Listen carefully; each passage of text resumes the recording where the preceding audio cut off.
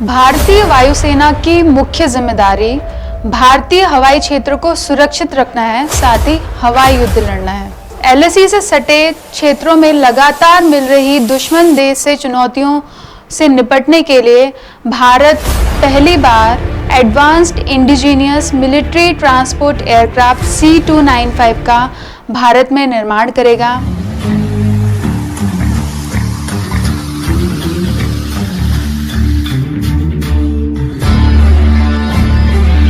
ये transport aircraft दुर्गम क्षेत्र में छोटी हवाई पट्टियों पर रसद से लेकर भारतीय सैनिकों को लेकर उतरने के लिए खास होगा और जिससे भारतीय वायुसेना की ताकत कई गुना बढ़ जाएगी। और इस पर ज़्यादा जानकारी के लिए हमारे साथ हैं wing commander Vijay Karnik, retired Indian air force officer. Sir, आपका बहुत बहुत स्वागत करती हूँ DNN न्यूज़ स्टूडियो में। Thank you. सर, सबसे पहला मेरा आपसे सवाल ये है कि ये मिलिट्री ट्रांसपोर्ट एयरक्राफ्ट, इसके बारे में मैं थोड़ा सा जानना चाहूँगी आपसे, और ये क्यों ज़रूरी होता है ये भारतीय वायुसेना के लिए? जो वायुसेना में जो हवाई जहाज रहते हैं वो डिफरेंट रोल के लिए रहते हैं। जैसे फाइटर बॉम्बर्स रहते हैं, वो जाके अटैक करते दुश्मन के अंदर जहाज़ों को, उनके जहाज़ों को अटैक करते, उनके मिलिट्री को अटैच करते, आर्मी को ये करते, टैंक का नस्तनाबूद करते हैं। उसी तरह से हेलीकॉप्टर्स है, फिर ट्रांसपोर्ट है जो कि पूरे एयरफोर्स के मूवमेंट और जो मिलिट्री की ज़रूरत पूरी करती है। तो अलग अलग रोल रहते हैं और ये जो रोल है इसमें से पहले देखना पड़ता है कि कितने फाइटर बॉम्बर्स की ज़रूरत है, फाइटर्स की ज़रूरत है, कितने हेलीकॉप्टर्स की ज़रूरत है, कितने ट्रांसपोर्ट की ज़रूरत है, कौन से ट्रांसपोर्ट की ज़रूरत है और कहाँ कहाँ इनकी ज़रूरत है, ताकि हमारी फौज वॉर प्रिपेयर्डनेस में एकदम ठीक रहे। उनको जो ज़रूरत है, और हमारा इतना डिफ़िकल्ट टेरेन है, हिमालय का पर्टिकुलरली हिमालयन टेरेन जो है, स्नो बाउंड एरिया है, और उसके हाइट्स भी देखिए, उसके जैसे ले एयरपोर्ट 11,000 फीट पर है, तो और वहाँ पर जो मिलिट्री है उसको सस्टेन करना, उनको मदद पहुँचाना बहुत बड़ी जिम्मेदारी है एयरफोर्स की। तो इसलिए ये जो अभी तक जो जहाज़ काम कर रहे हैं, तो ये कंटिन्यूस प्रोसेस रहता है कि पहले हमारे साथ पहले 62 वॉर के बाद में हमने AN-12 नाम का जहाज़ लाया था। उसने बहुत ज़बरदस्त काम किया। AN-12 बहुत ही अच्छा जहाज़ था और उसको फेज आउट कर दिया फिर रशिया ने, तो हमने फिर AN-32 लाया। और अभी ये मीडियम रेंज के जहाज़ है और अभी थोड़ी सी गैप हो गई क्योंकि जो हमारे पास एवरो है, एवरो के स्क्वाड्रन में अभी तो बहुत पुराने जहाज हो गए, उसके कुछ काम के नहीं है ऐसी, मतलब आज समझ जाइए कि non operational type of status है उसका। AN-32 भी जो आया है वो अभी तक तो काम कर रहे हैं, मगर हो सकता है कि फ्यूचर में वो भी 30-40 साल पुराने होने जा रहे हैं और उनमें भी मेंटेनेंस का प्रॉब्लम होना चालू हो जाएगा। तो ये जो हमारी जो प्रोसेस थी कि हम विदेश से लेते थे और फिर उनसे स्पेस मांगते थे, ये मांगते थे, उसके अपग्रेडेड होता था, अपग्रेडेशन करने भेजते थे जहाज, वो सब झंझट, बहुत बड़ी झंझट थी। वो अभी बंद होने वाली है क्योंकि ये जब टाटा और एयरबस का जो जॉइंट प्लान बनेगा, ये जहाज बनेंगे, तो उसमें ऑटोमेटिकली अपग्रेडेशन होते रहेगा उसकी, और जब वो फेज आउट करेंगे तो उसके पहले ही दूसरा जहाज भी बनना चालू हो जाएगा। तो इस तरह का बहुत ही ये है और इससे अपनी वायुसेना की तो तरक्की होगी, मगर ऑस्ट्रेलिया ने आर्मी को जो बॉर्डर एरिया में है, जो डिफ़िकल्ट प्लेसेस में, उनको बहुत सेटिस्फैक्शन मिलने वाला है, उनको कोई वरी रहने वाली नहीं है। पहले ऐसा ज़माना था कि वहाँ 10-10 दिन उनको, अभी तो मोबाइल का ज़माना आ गया, 10-15 दिन 20 1 महीने के बाद उनको वहाँ पर उनके फैमिली के लेटर्स मिलते थे, वो भी हमको हवाई जहाज़ से ले जाके ड्रॉप करने पड़ते थे मेल। तो ऐसी जब वहाँ से वो आते थे तो उनको फिर नीचे उतरना पड़ता था, फिर हेलीकॉप्टर से कहीं आना पड़ता था फिर। तो ये जो चीज़ें सब ये थी बहुत तकलीफ वाली थी आर्मी के लिए एक।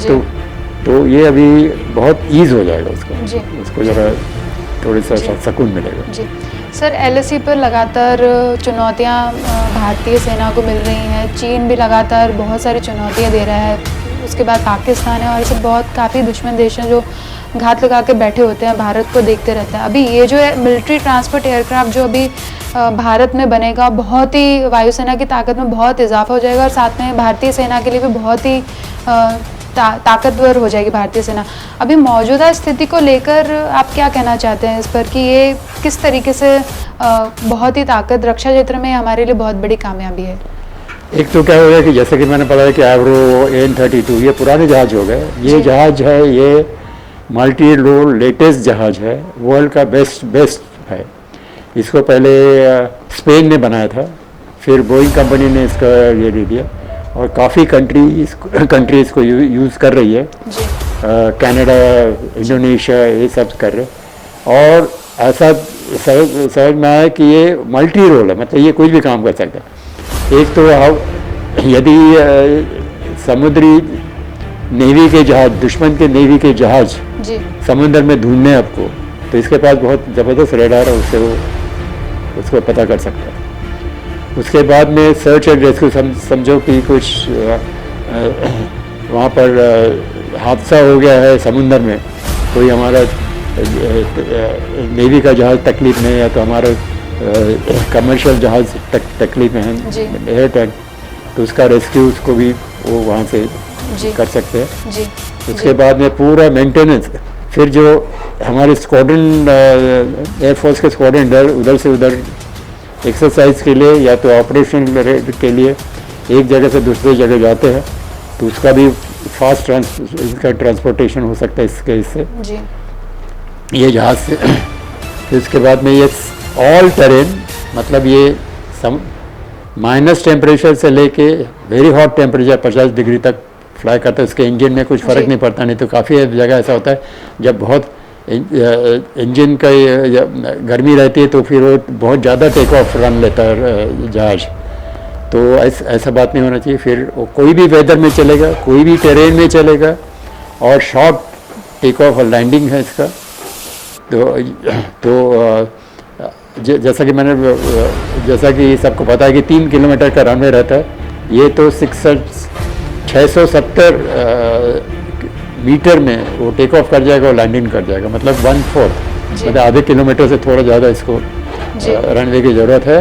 वो भी रनवे पक्का नहीं होना चाहिए, कंक्रीट का नहीं होना चाहिए, कच्चा रनवे कहीं भी फुटबॉल ग्राउंड पे आप उतार दीजिए, कहीं ना उसमें उतार दीजिए, कोई वैली में उतार दीजिए, तो ये इससे काफ़ी मतलब हद तक अपनी ऑपरेशनल कैपेबिलिटी बढ़ेगी। सर, चीन और पाकिस्तान की जहाँ तक हम बात करते हैं, तो कौन से ऐसे ट्रांसपोर्ट एयरक्राफ्ट हैं उनके पास में, और ये जब शामिल हो जाएगा तो कितनी ताकत बढ़ जाएगी? कैसे हम टैकल कर पाएंगे इन दो दुश्मन देशों को हम? अच्छा देखो, दुश्मन देशों के पास भी ट्रांसपोर्ट तो एयरक्राफ्ट तो रहेंगे, वो भी उन्होंने अपने हिसाब के मुताबिक बनाए होंगे, ये करेंगे। पाकिस्तान के पास भी काफ़ी सारे ट्रांसपोर्ट जहाज़ है, जो कि कुछ तो जहाज़ अपने पास उनके पास कॉमन है, जैसे रशियन IL-76 उनके पास भी, हमारे पास भी है। अमेरिका का एक बहुत ही फंटास्टिक जहाज़ उन्होंने बनाया था C-130, वो कई सालों से 1960 से चल रहा हो, वो भी बहुत अच्छा हो, हमने भी एक्वायर किया है वो जहाज़। उनके पास काफ़ी देशों से उन्हें अलग अलग टाइप के ट्रांसपोर्ट एयरक्राफ्ट लिए, उनके हिसाब के मुताबिक। उनका भी वो जो बलूचिस्तान और जो इलाका है, पहाड़ी इलाका है, वहाँ भी उनको मिलिट्री मेंटेन करनी पड़ती है। और हमें जो डिफ़िकल्टी मिलिट्री मेंटेन करने की हिमालय में, वो भी चाइना को भी है, तो उनके पास भी मैचिंग जहाज है। मगर चाइना से ज़्यादा टेरेन हमारा बहुत ये है और डिफ़िकल्ट है, और और हमारी फ़ौज को ज़रूरी है कि उनके बॉर्डर तक हर वक्त रखना। तो इसमें बहुत ऑपरेशनल जैसे कैपेबिलिटीज़ है वो काफ़ी हद से ये जहाज़ आने के बाद बढ़ जाएगी। सर आप 1971 के वॉर हीरो हैं, आपने युद्ध लड़ा है और आपके ऊपर एक मूवी भी बनी है द प्राइड ऑफ भुज। उसके बारे में मैं जानना चाहूँगी, जब आपने वो युद्ध लड़ा तब का सिनेरियो कैसा था, तब कैसी कंडीशन थी हमारे भारतीय सेना की, वायुसेना की, और आज आप कहाँ देखते हैं? 71 वॉर आया तो हमको पता था कि कैसा टैकल करना। तो काफ़ी मतलब दो लड़ाई से हम सीख गए थे कि हमारे में क्या कमियां हैं और उनमें क्या ज़्यादा है, उसको किस तरह से टैकल करना। उस तरह से फिर वो भी इमीडिएटली लड़ाई करना चाहती है इंदिरा गांधी, मगर अपने मानिक शाह ने बताया कि मुझे 2 महीने का टाइम दो, मेरे को पूरा इसको ठीक से प्रिपरेशन करना है ताकि मैं ठीक से ये लड़ाई लड़ सकूँ। तो 2 महीने में फिर काफ़ी बराबर प्लानिंग हुआ। आर्मी ने अपनी प्लानिंग की, एयरफोर्स ने अपनी प्लानिंग की और नेवी ने अपनी प्लानिंग की। और हमारे जो ये भुज का एयरफील्ड था, ऐसे हमारे काफ़ी एयरफील्ड थे, उनको कहते हैं कि एडवांस एयरफील्ड, जो कि हम सिर्फ वॉर में एक्टिवेट करते हैं, तब तक मेंटेन करते हैं। जी। भुज जैसा है, भुज, जैसलमेर, सूरतगढ़, दुनिया भर काफ़ी सारे बाड़मेर जैसे ये वहाँ। तो वहाँ मेरे जैसे यंग ऑफिसर्स कमांड कर रहे थे। हमारा काम था कि जो भी चीज़ें हैं वॉर के लिए उसको हमको मेंटेन करके रखना है, ताकि जब भी स्क्वाड्रन आ जाए तो एकदम से ऑपरेट कर लगे। मतलब हमारे पास रनवे को ठीक से रखना है, ATC जो एयर ट्रैफिक कंट्रोल ठीक से रखना है। उनके जो मेस बनी हुई थी वो खाली पड़ी थी, mess army air force officers mess, ये कुक हाउसेस, उसको मेंटेन कर पाए। बॉम्ब रॉकेट्स डम्प्स वो जो थे उनको भी हर वक्त उसकी इंस्पेक्शन करके ठीक रखना, व्हीकल्स से उसकी ठीक रखना। और तो इस तरह का तो हमें वो एयरफील्ड था भुज एयरफील्ड, मेरा काम था कि उसको एकदम से टॉप कंडीशन में मैं रखूँ हर वक्त के लिए। अब जब पता ही चल गया कि वॉर आने वाली है तो फिर हमें वो मिल जाता है कि ऑपरेशन ऑर्डर, और उसका कोड वर्ड्स भी देते हैं, कोड वर्ड्स। तो वहाँ स्क्वाड्रन आ गया था, फाइटर स्क्वाड्रन था, रेडार था, ये सब कुछ आ गए थे और फिर वॉर चालू हो गई। हमारे भुज में बहुत जोरों से बॉम्बिंग ही रोज़ ही आते थे, बॉम्ब डालते थे। तो इस मतलब माहौल ऐसा था कि तब हम बराबरी से भी उनसे ज़्यादा हो गए थे 71 वॉर में। हमारे एयरफोर्स उनसे ज़्यादा ठीक थी, हमारे आर्मी उनसे ज़्यादा ठीक थी, हमारी नेवी उनसे ठीक। ये हुआ क्योंकि 62-65 वॉर में हमने जो लेसन्स लिए थे, तो भी उससे भी ज़्यादा अच्छा हम हो सकते थे, मगर हिंदुस्तान कंसिडर किया जाता था कि बहुत गरीब देश है, इनको कुछ सब जहाँ भी जाओ कहते थे कैश दो, डॉलर्स दो। रशिया ने हमको जहाज़ दिए, मिक्स दिए और काफ़ी और वो भी रुपी इसमें दिए, जैसे मैंने N12 का बताया, N12 दिए। सो ये सब एयरक्राफ्ट, एयरफोर्स तो पूरा रशियन ही था हमारे तब। तो उसमें रशिया ने हमको काफ़ी समझ लिया। जी सर, कोई भी विमान जब बन के आता है तो उसका उड़ान का ट्रायल कितना ज़रूरी होता है, कितने फेजेस में ये होता है, और जब नया विमान आता है तो पायलट्स को कितनी सारी चुनौतियों का सामना करना पड़ता है? जब जहाज बन जाता है तब उसकी जो ट्रायल चालू हो जाती है, तो बहुत सारी ट्रायल्स होती है। एक तो ट्रायल पहले तो चालू थे कि भैया टेक ऑफ लैंडिंग कर सकता है कि नहीं, और बराबर पैरामीटर्स में हर एक वक्त पैरामीटर्स का ख्याल रखना पड़ता है कि with in this parameter the aircraft must function. तो पैरामीटर में जहाज टेक ऑफ लैंडिंग करना चाहिए, उसके अंडर कैरेज लोड ले रहे कि नहीं, उसका short aircraft short take off landing aircraft है तो सचमुच में वो बना कि नहीं इसके काबिल। उसके बाद में इसका रेडार फंक्शन और ऐसे इंस्ट्रूमेंट, उसकी हाइड्रोलिक सिस्टम, उसकी इलेक्ट्रिकल सिस्टम, उसके फ्यूल सिस्टम, उसके इंजन्स, हर एक ये गर्मी में, ठंड में, रेन, हेवी रेंज में, जी सब में प्रॉपर फंक्शनिंग करना चाहिए। तो उसके कंटिन्यूस ट्रायल्स जो चलते रहते हैं, वो बहुत ट्रायल्स, उसमें उसके लिए स्पेशल टेस्ट पायलट्स रहते हैं, जी वो ये काम करते रहते हैं। और उसका पूरे सिस्टम का रिपोर्ट हर एक, इसके बाद में रिपोर्ट आता है। कुछ कमी है तो उसको इमीडिएटली ये करना पड़ता है, तो उसको डिस्कार्ड करना पड़ता है कि हर वक्त प्रॉब्लम दे रहा है। तो इससे वेरी लॉन्ग ड्रॉन और वेरी और जो प्रोसीजर इस तरह का एकदम फुल प्रूफ होनी चाहिए, क्योंकि आप जान से खेल रहे हैं। और जी एक आध भी है, अभी $200 मिलियन से जहाज भी गया है। जी उससे भी ज़्यादा हम कहते हैं कि हम फाइटर पायलट्स को बोलते हैं कि भैया तुम कुछ हो गया जहाज को इजेक्ट करो, जी जहाज तो वापस आ जाएगा $200 मिलियन। पायलट्स ने पायलट के ऊपर जो खर्चा होता है वो जी। 10 साल में कम से कम जी 100 करोड़ 200 करोड़ का होता बिल्कुल। है। रोड्स का जो तो पायलट, जहाज तो एक दिन में आ सकता है, पायलट एक दिन में आ नहीं बन सकते। सकता। जी इसे कंटिन्यू करो। जी सर, आज का जो यूथ जो सेना में शामिल होना चाहता है, उसको आप क्या मैसेज देना चाहेंगे? एक तो सबने ट्राई करना चाहिए कि अपनी देश की सेवा करें। ये बात ज़रूरी नहीं कि मिलिट्री में ही जाके देश की सेवा होती है, कहीं से भी देश की सेवा आप कर सकते हैं। आपको यही करना है कि कुछ भी चीज़ देश के विरुद्ध मत कीजिए, रूल्स और रेगुलेशन मत तोड़िए। अब जब कचरा नहीं डालना तो कचरा मत डालिए, लोगों को रिस्पेक्ट देना है, लोगों को रिस्पेक्ट दें, और ठीक से डिवोटेड काम करना है, डिवोटेड काम करो, क्योंकि ज़िंदगी एक ही बार मिलती है। So thank you so much. Thank you.